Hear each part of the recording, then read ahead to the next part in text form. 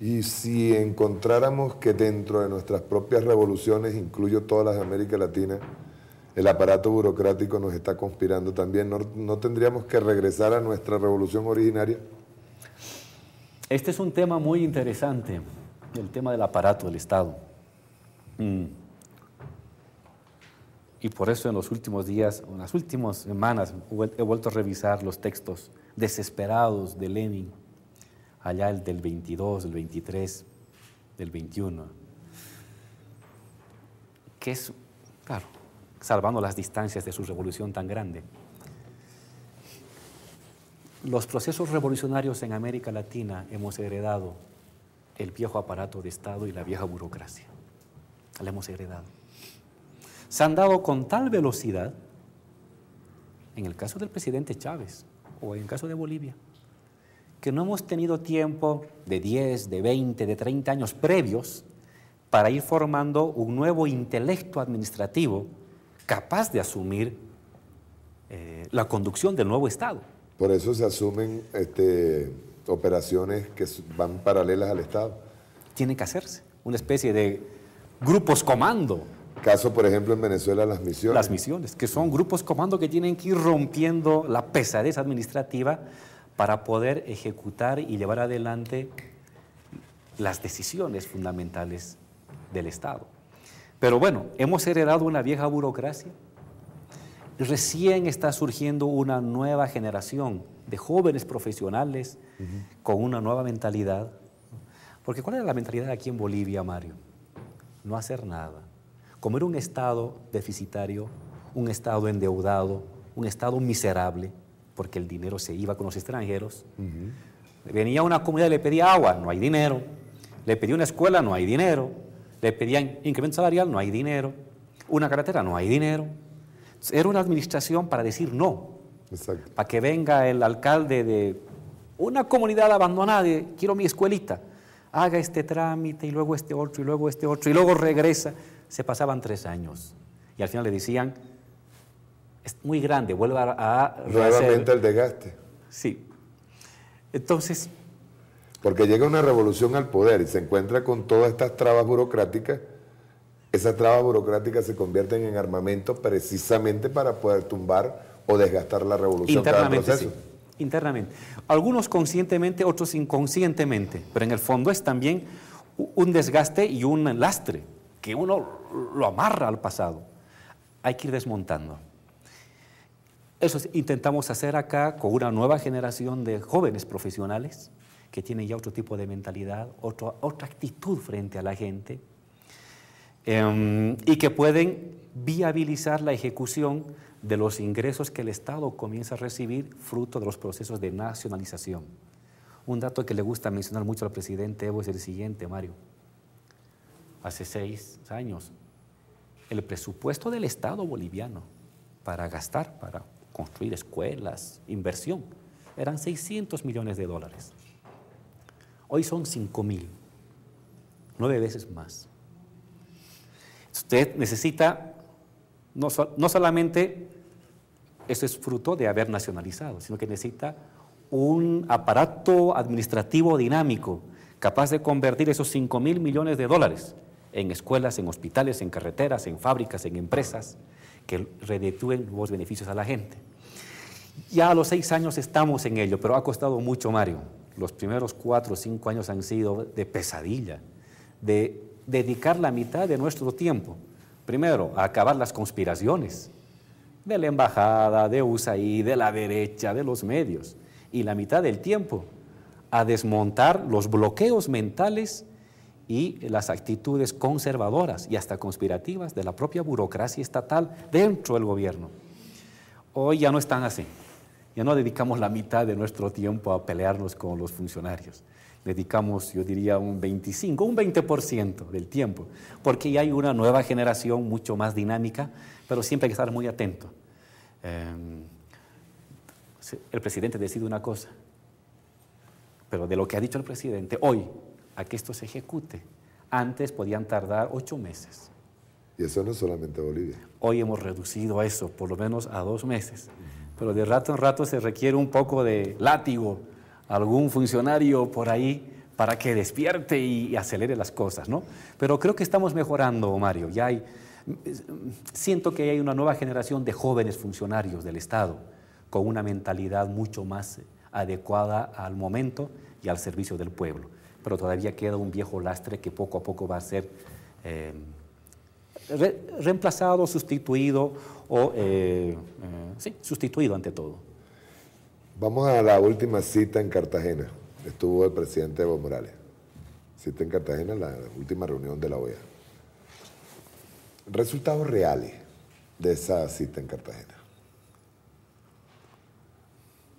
¿Una respuesta oficial?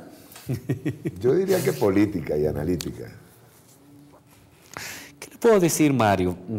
No estuve ahí, nuestro presidente luego nos contó cómo habían sido. Pero no cabe duda que la OEA se presenta como una estructura anquilosada frente a los nuevos tiempos. ¿La ONU? Peor todavía, ¿no? Anquilosada, ¿por qué? ¿Por qué? ¿Acaso no es de interés nuestro la integración latinoamericana? Sí, es de interés nuestro de la integración, pero de los que somos hermanos. No somos hermanos de Norteamérica. Son un pueblo a quien admiramos mucho por su ciencia, por su tecnología. Con su gobierno estamos distanciados y estamos enfrentados, pero no nos ata mucho, ni la cultura, ni la tradición, ni la manera de ser nos ata, ni los intereses como sociedad. Pero en cambio desde México hasta la Patagonia, sí, somos hermanos. Tenemos intereses más o menos comunes. Entonces ahí yo siento que la presencia de Estados Unidos y de Canadá en la OEA enrarece el ambiente. De ahí no va a salir nada. Es decir, la OEA ya es una especie de antiguo dinosaurio que aún mantiene su pesada presencia en el siglo XXI, pero representa otra época, una época de contrainsurgencia, de mando norteamericano sobre América Latina, y hoy no. Hoy los latinoamericanos queremos construir nuestro propio destino sin ellos. Ellos que hagan su destino y lo respetaremos, pero latinoamericanos haremos nuestro propio destino y en el camino nos encontraremos y veremos luego quién tiene más peso en la historia. Pero es tiempo de que los latinoamericanos rompamos los últimos lastres de dependencia mental, material del norte, que no quita que tengamos lazos comerciales. Hay que vender, hay que comprar, hay que traer tecnología, hay que hacerlo, como lo podemos hacer con Bielorrusia o lo podemos hacer con China, no hay problema. Pero no podemos pensarnos con ellos una hermandad. Para América Latina, Mario, hay que imaginarnos desde México hasta Patagonia, un estado de estados, un estado de naciones. Integración. Hay que respetar la identidad nacional de cada país, pero en ciertas cosas, tecnología, flujos financieros, flujos comerciales, respeto de derechos, imaginarnos ya como un solo estado continental. El siglo XXI va a ser el siglo de los grandes estados continente, con la capacidad de influir en la dirección de la economía mundial y de la globalización. América Latina tiene que pensarse como continente. En estos temas, economía, comercio, finanzas, tecnología, derechos básicos, ya en la vida nacional, cultural, interna, es cada estado, Bolivia, Venezuela, Argentina, Chile, Brasil, por su cuenta. Pero en los otros temas de carácter global, imaginarnos como una sola patria, un solo estado. Entonces, el horizonte es un estado de muchas naciones a nivel continental, pero entre los latinoamericanos. Y mire, tenemos energía. No conspiraría contra ese estado integrado económico, social, político, contra todo el continente, la participación de algunas transnacionales que tratan de meterse por la baranda o meterse hacia algunos estados para explotar sus recursos y provienen precisamente de donde provocaron la colonización. Comentaba eso justamente en una reunión que hubo del sector petrolero. Y otra vez volvíamos a Lenin, el gran Lenin. Yo les decía a las empresas, había empresas de petróleo de América Latina y del mundo, muchas de carácter estatal. Esta década y la siguiente y subsiguiente va a estar marcada por el regreso del Estado. El Estado está regresando al escenario económico-político. Para reorientar la pregunta, le hago esta pregunta. Ustedes se retiraron del CIADI, igual Venezuela. El CIADI era prácticamente ¿cómo le digo? Yo lo demando a usted como empresa, pero usted como país no me puede demandar a mí como empresa. O sea, había una tiranía total en el CIADI. Igual con la Corte Interamericana de Derechos Humanos. Yo utilizo la Corte Interamericana de Derechos Humanos para, desde el norte, dirigir ciertas demandas y obligar al Estado a responder. Obligar a esos Estados a responder, incluso a veces hasta frenar las revoluciones. También lo puedo hacer por las empresas. Le estaba respondiendo y quería redondearle. Ajá. Hay un regreso del Estado. Un regreso del Estado como empresa y como redistribuidor de la riqueza y como garantizador de derechos. Hoy América Latina es así y acuérdese que Europa a su modo tarde o temprano ya va a llegar lo mismo. Hay un regreso del Estado en el escenario contemporáneo de la sociedad y la economía mundial. ¿Qué significa esto? Se nos hizo creer de que las empresas transnacionales que regulaban la vida económica del mundo no necesitaban ya de los estados y había que extinguir los estados. En verdad era un eufemismo, una puesta en escena para que las riquezas públicas pasaran a sus manos. Y quisieron ellos construir cohesión social y garantía de derechos, y fue un fracaso total. Y por eso esta reacción de América Latina. En América Latina renacen los estados con sus empresas estatales. ¿Qué significa? ¿Que se acaba la globalización? No. La globalización va a seguir avanzando, entendida como interdependencia de la economía mundial.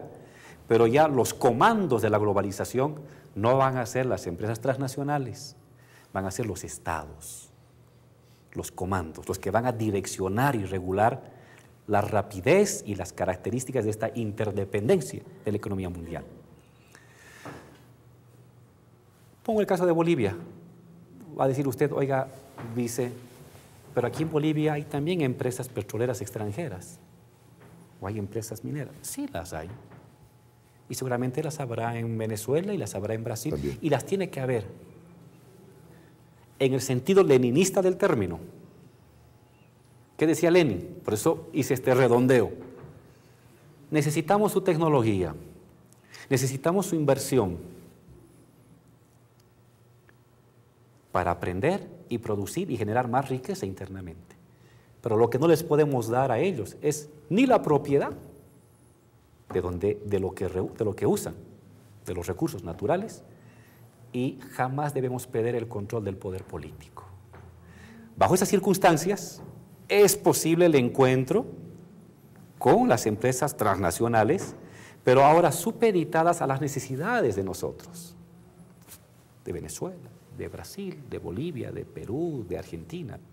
No a las necesidades de la voracidad del capitalismo, claro, que es la que está entrando en crisis. Ni mucho menos ellas van a poder dirigir a las sociedades ni construir Estado. Esa fue la gran locura de los neoliberales que creían que las transnacionales iban a construir cohesión estatal.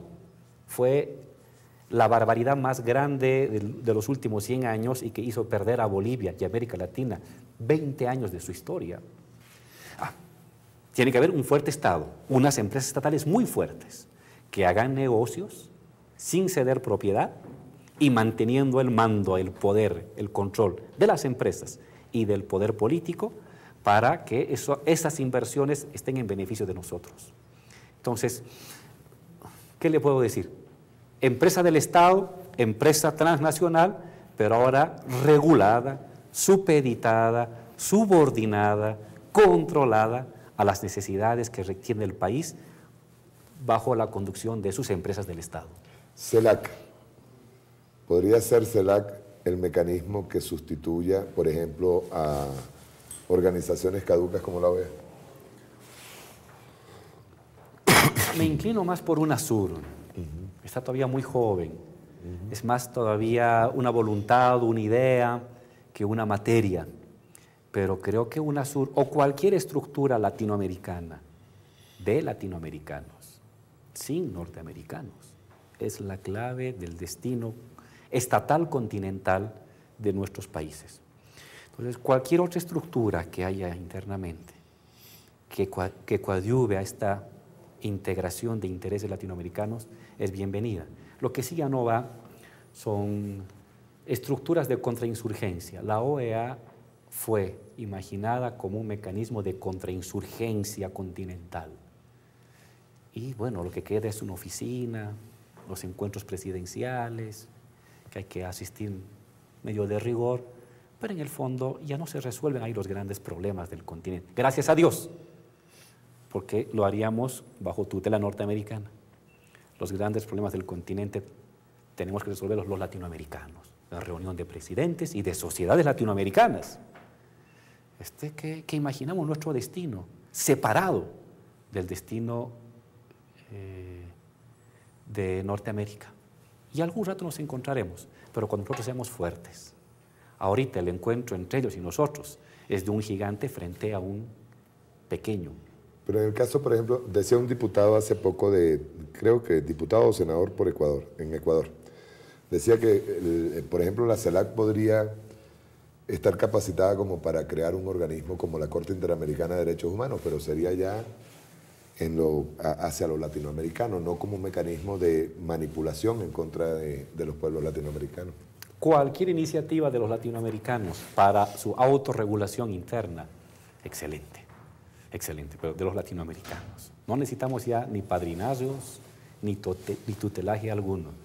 Por eso esta es una buena década, es un buen siglo. Este siglo ha comenzado con una voluntad continental latinoamericana muy fuerte y estoy seguro de que ese es nuestro destino.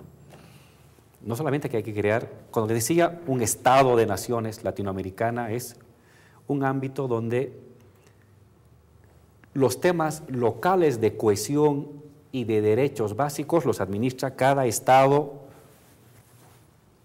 local, pero donde grandes temas de interés común, comercio, tecnología, educación, circuitos financieros, o temas de derechos colectivos, tienen que estar en esta nueva estructura. La Corte Interamericana, sí, mientras tenga presencia de Estados Unidos ahí, siempre va a ser objeto de sospecha, de dudas sobre su imparcialidad o su decisión certera, porque esas estructuras fueron utilizadas contra los revolucionarios. Cuando no estábamos en el gobierno, eran mecanismos contrainsurgentes, contra los revolucionarios. Y cuando los revolucionarios llegan al poder del Estado, esas estructuras arcaicas son mecanismos ya también de contención a los gobiernos, de vigilancia y de sanción a los gobiernos revolucionarios. Por lo tanto, usted no puede esperar mucho de esas estructuras continentales, porque ya de inicio tuvieron una malformación. Y esas malformaciones de inicio no se curan ni se operan. Desaparecen solamente cuando se extingue ese tipo de organismo. Una respuesta en tanto o un análisis, hagamos un análisis con respecto, ya nosotros lo estamos sufriendo, de tratar de calificar, por ejemplo, al gobierno venezolano de Estado forajido o vinculado al narcotráfico, y muy similar está pasando con Bolivia. Eso forma parte del plan del Departamento de Estado también para ir descalificando, desacreditando las revoluciones de América Latina, específicamente en la de Evo, la del comandante Chávez. Ha sido terrible la propaganda. Mire, yo le voy a hacer eso muy franco y con una respuesta contundente y respetuosa. Los norteamericanos, no el pueblo, vuelvo a diferenciar el pueblo norteamericano de su gobierno. El gobierno norteamericano no tiene ninguna autoridad moral, ni intelectual, ni democrática para juzgarnos como somos. Que resuelvan sus problemas internos. Ya tienen suficientes problemas en su país de crisis económica, de corrupción, de decadencia, de autoritarismo, de exclusión de sectores populares, de abuso a los migrantes, como para involucrarse en los nuestros. No se metan en nuestros países, no necesitamos que se metan, resuelvan sus propios problemas. Nosotros no nos metemos en sus problemas, dedíquense a lo suyo, dedíquense a detener este derrumbe catastrófico de un imperio, que sea un derrumbe más decente y no tan caótico. Y déjenos a los latinoamericanos hacer nuestro propio destino. No nos pueden dar clases ni de ética, ni de civismo, ni de democracia. Nosotros podemos dar clases, los latinoamericanos, de democracia. No son democracias de 100 años, pues eran democracias formales, donde el pueblo no participaba en nada. Aquí estamos construyendo nuestra propia manera de resolver nuestros asuntos, con amplia participación popular, y déjenos construir nuestro propio destino. Eso es lo que yo le puedo decir respecto a todo este tipo de ataques y de lógicas intervencionistas que por suerte ya no pegan mucho en la población. Cada vez es menos la población que mira con respeto o que mira con ansias de obediencia lo que dicta el norte. Ya no, por suerte. Pero aún queda esta lógica intervencionista en nuestros países, pero que es con la voluntad del pueblo y nuestra unidad nacional y continental que vamos a poderle hacer frente. Después de firmar el Estado plurinacional, un año después del referéndum, ¿cómo ve el nivel de aceptación? Pues mucho se luchó contra eso, contra la firma del Estado plurinacional.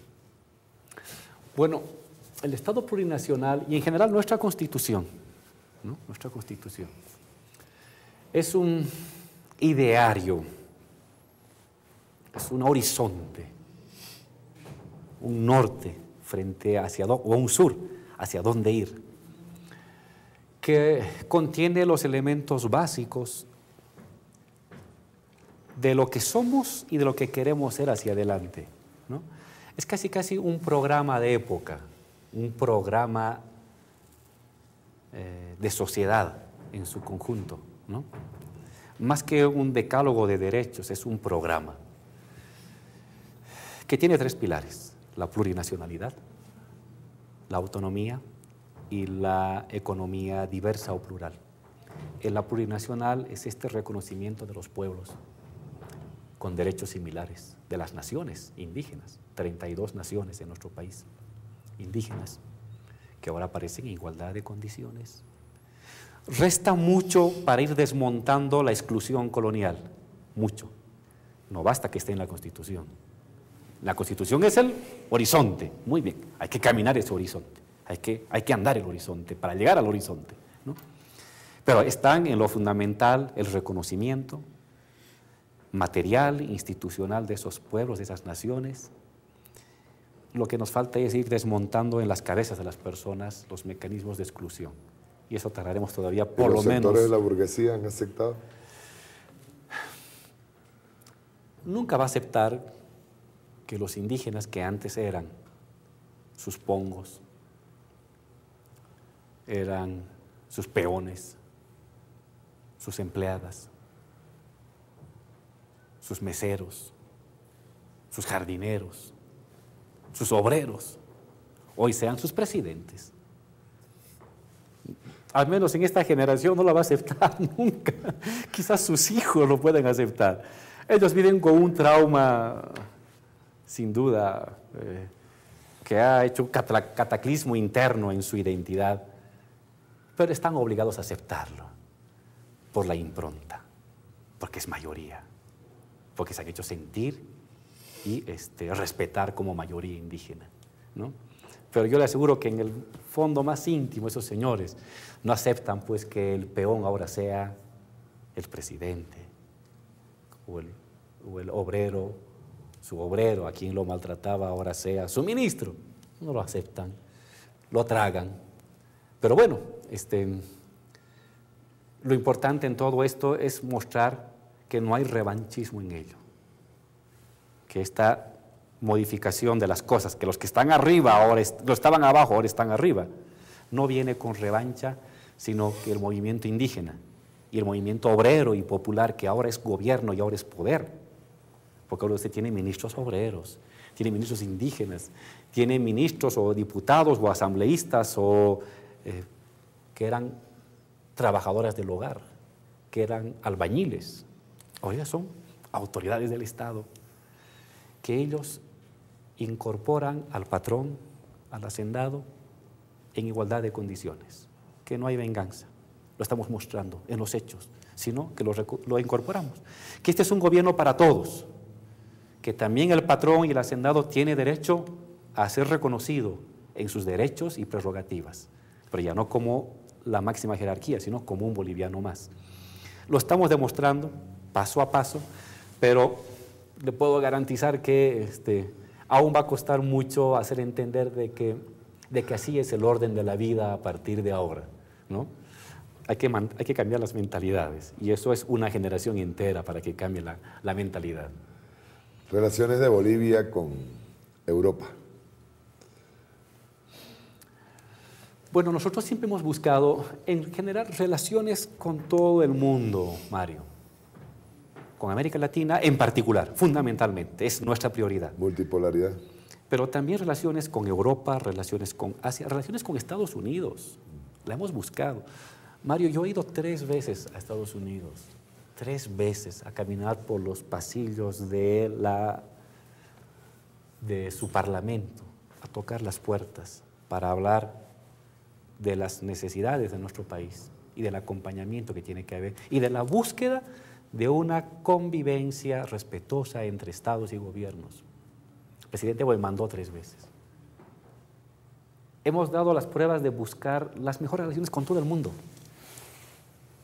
Y si nos hemos distanciado es por la agresividad que ha tomado el gobierno norteamericano contra nosotros, contra el gobierno, la conspiración y el golpe de Estado, que eso nunca uno lo va a olvidar, está aquí grabado con sello de fuego, la actitud conspirativa y golpista que tuvo.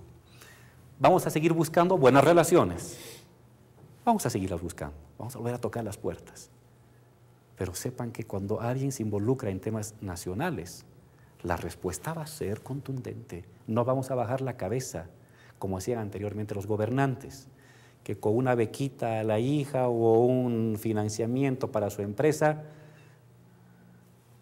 tenían acciones genuflexas frente al extranjero. Aquí no nos sobornan con nada.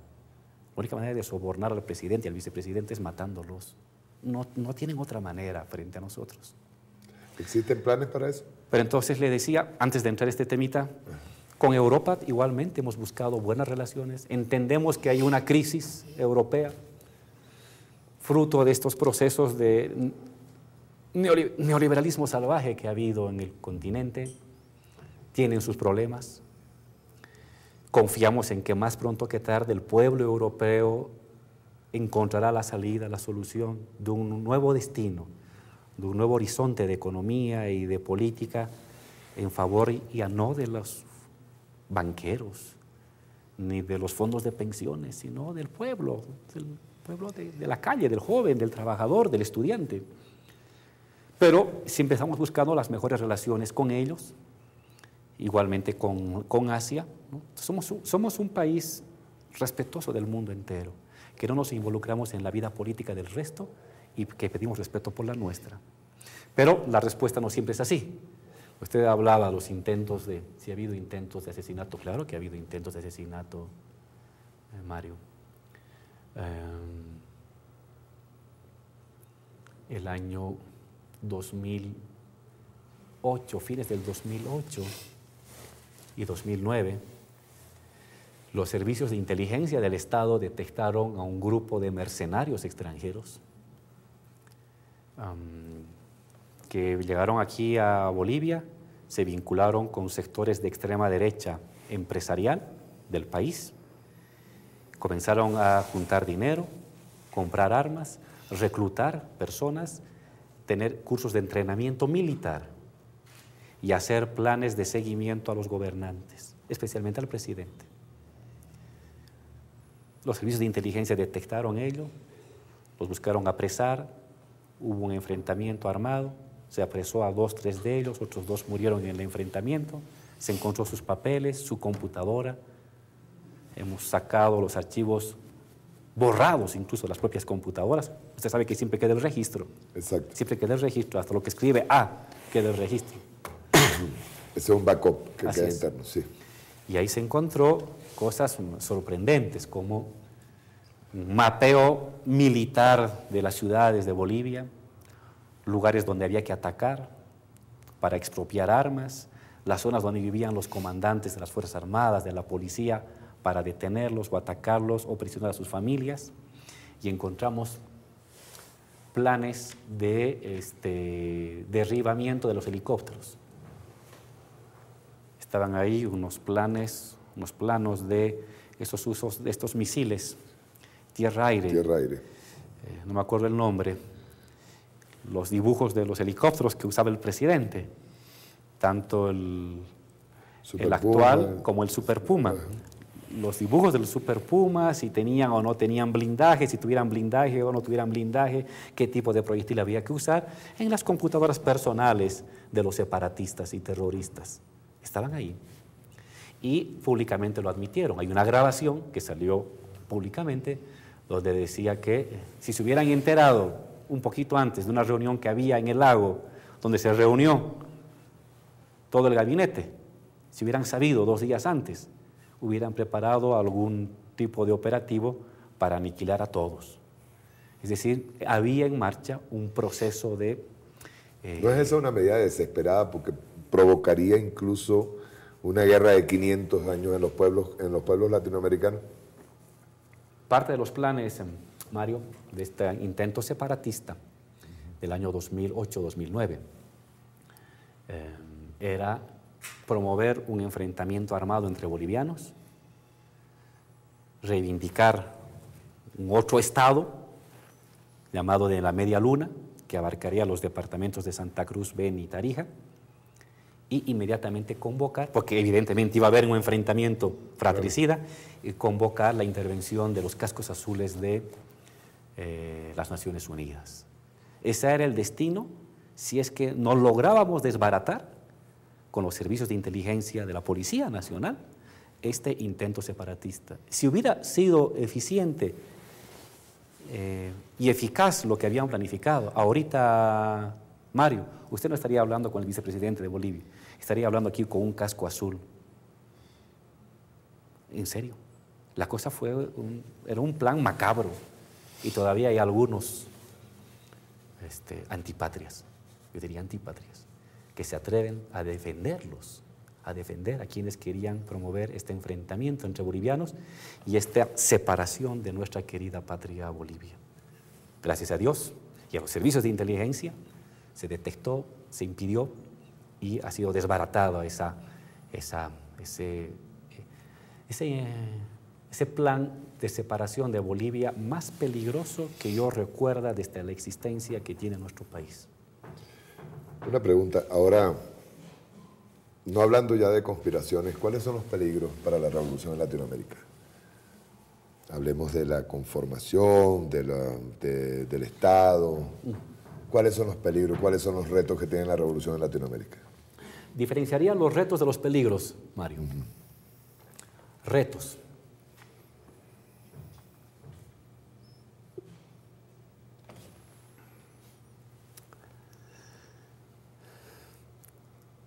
El corporativismo.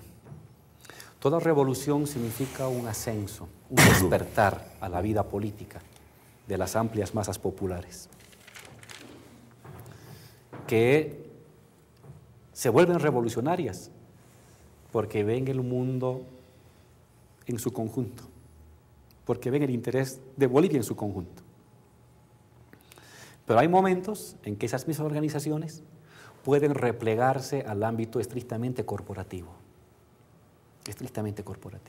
que vean nomás lo suyo al margen del resto de los compañeros. Le voy a dar un ejemplo.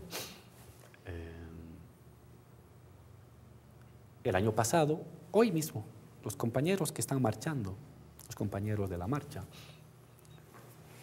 hombres y mujeres a quienes respetamos mucho por su movilización. Hay un grupo de compañeros dirigentes ahí que están planteando que se suspenda todo tipo de actividad minera. Que se suspenda todo tipo de actividad minera. Y entonces, ¿eso qué significa? Que los compañeros de Guanuni, empresa del Estado, debe cerrar o debe paralizarse. Que los compañeros de cooperativistas, tenemos casi 80.000 cooperativistas mineros, multiplique por sus familias, 5 personas por familia, se está hablando 400.000 a 500.000 personas, por lo menos, porque los hermanos tienen hasta 4 o 5 niños, se queden sin trabajo de un día para el otro.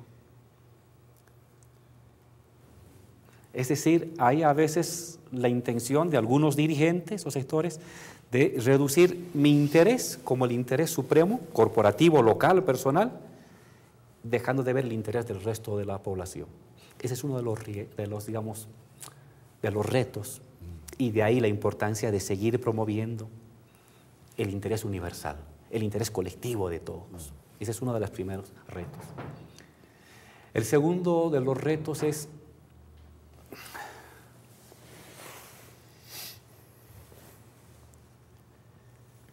el Estado se hace presente en todas partes del país. Antes el Estado de Bolivia, Mario, era La Paz, Cochabamba, Santa Cruz, un poquito Chuquisaca, Potosí, y el resto no era Estado, el resto era microrepubliquetas privadas, de empresarios, terratenientes, gamonales, mineros, empresarios mineros.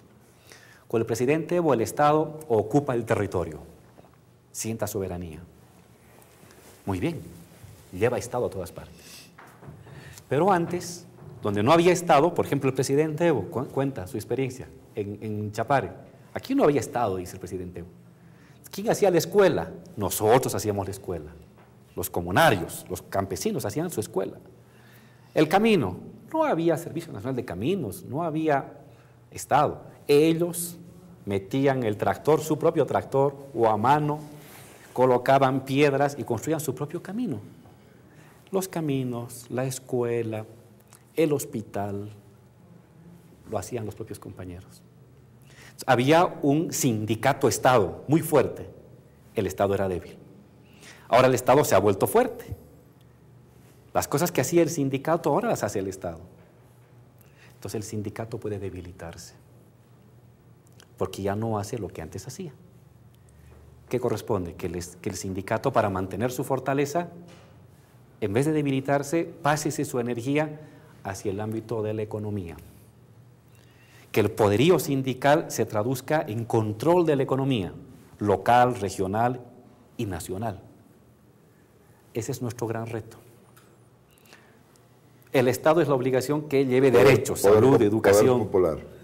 ¿Cómo? Resumido, poder popular. Tiene que haber poder popular, pero ahora dirigido hacia la parte económica, que es el principal de los poderes. Sabemos que sin base material no hay ideología ni política duradera que pase ese nivel. Ese es nuestro reto.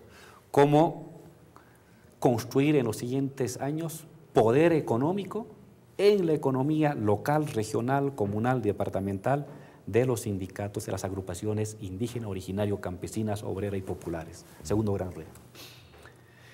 Pero está el tema de los riesgos, me decía, ¿no? Los riesgos. Uno de los peligros es que la derecha conservadora utilice a los propios compañeros indígenas, campesinos y populares, dirigentes, por temas financieros y económicos, como punta de lanza contra el proceso. El riesgo es de que en las organizaciones surja la división que introduce la derecha. ¿Qué es el método colonial? La pregunta que siempre nos hacían los compañeros: Álvaro, ¿cómo es posible que 10 millones de indígenas que habían, o 12 millones, o 80 millones que habían en tiempos de precoloniales, hayan sido derrotados por 130 aventureros? ¿Cómo es posible? 130 contra 10 millones o contra 80 millones.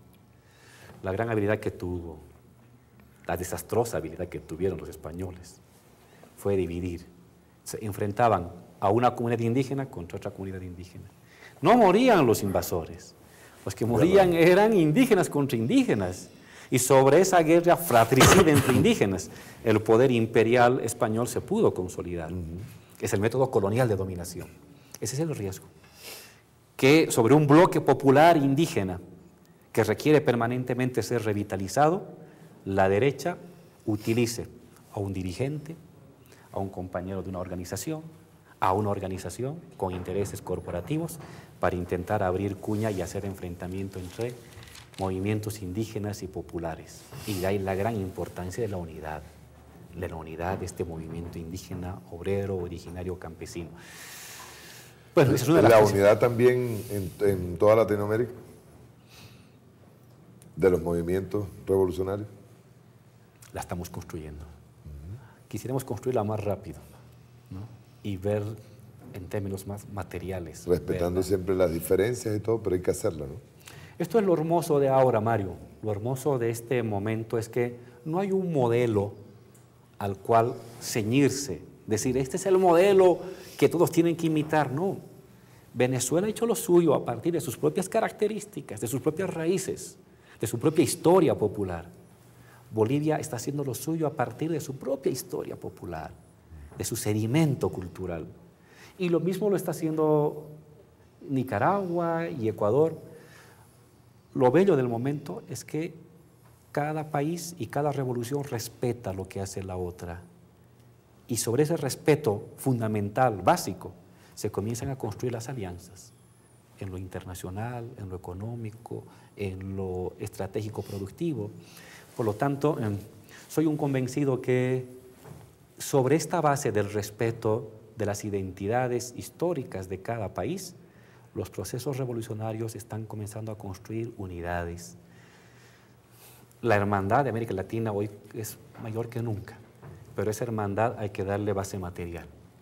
Y la base material, comenzábamos con la embajadora, alguna vez, nuestra embajadora Cris aquí en Bolivia, son las transnacionales, que es una propuesta que hizo el presidente Chávez, muy lúcido, que todavía en algunos países no logran entender el significado de eso.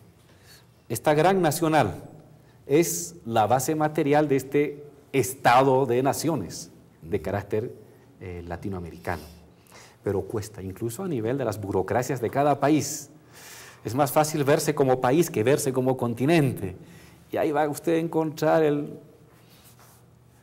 no sabotaje, pero el bloqueo silencioso, administrativo, para que a veces ciertas cosas avancen.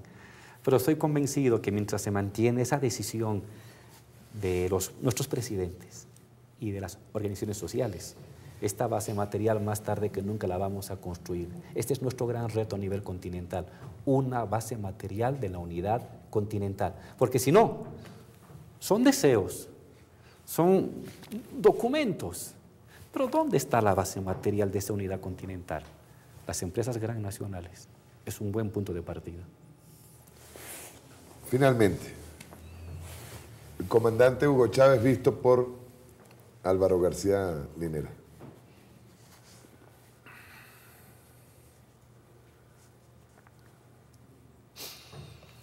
He tenido el privilegio de conocerlo desde el año 2006 al presidente Chávez.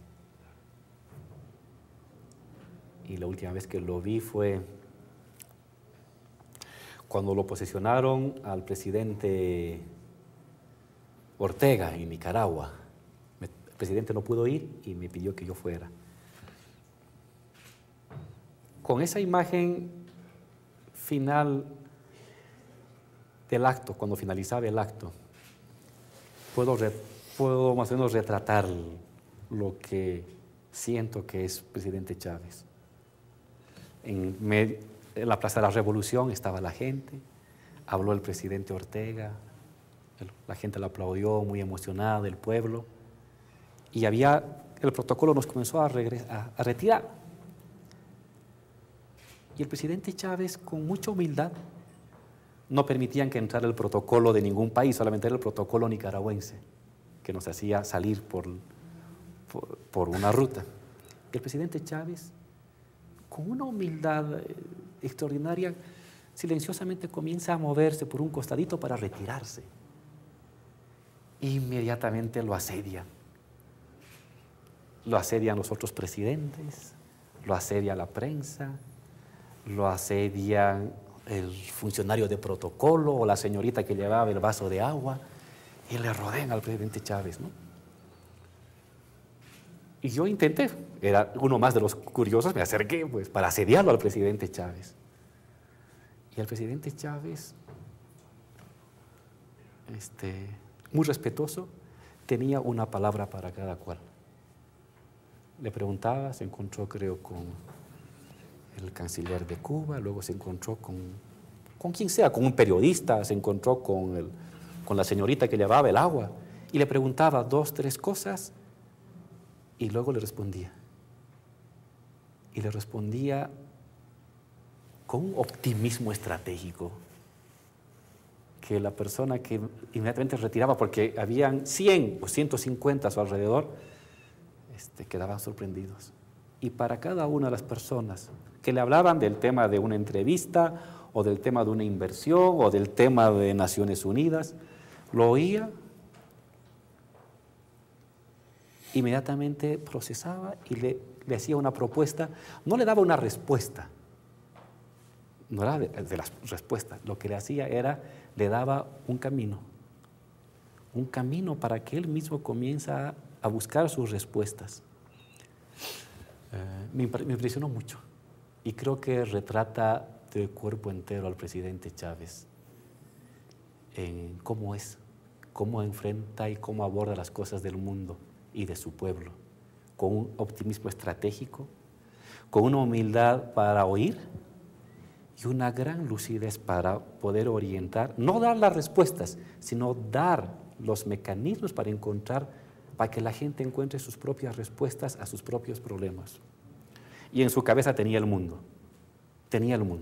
y le daba la misma importancia a la señorita que le llevó el vaso de agua y que le preguntaba algo sobre una familia, como al compañero que le estaba preguntando de la última reunión de Naciones Unidas sobre el tema de Siria. La importancia para todos. Me impresionó esa humildad, me impresionó la lucidez, me impresionó la capacidad que tenía para dar herramientas a cada quien para que uno busque sus propias respuestas. Tengo más anécdotas de él, por supuesto, pero esa es la que ahorita se me viene a la mente para retratar a este gran presidente. Un saludo al pueblo venezolano, vicepresidente. A los hermanos de Venezuela y del continente, un saludo muy fraterno desde acá, desde Bolivia, y confiados en que la revolución bolivariana seguirá dando grandes logros para su país y a través de eso, dando grandes logros también para el continente y el mundo. Muchas gracias, vicepresidente Álvaro. A usted, muchísimas gracias. Encantado. Nos vemos, chao.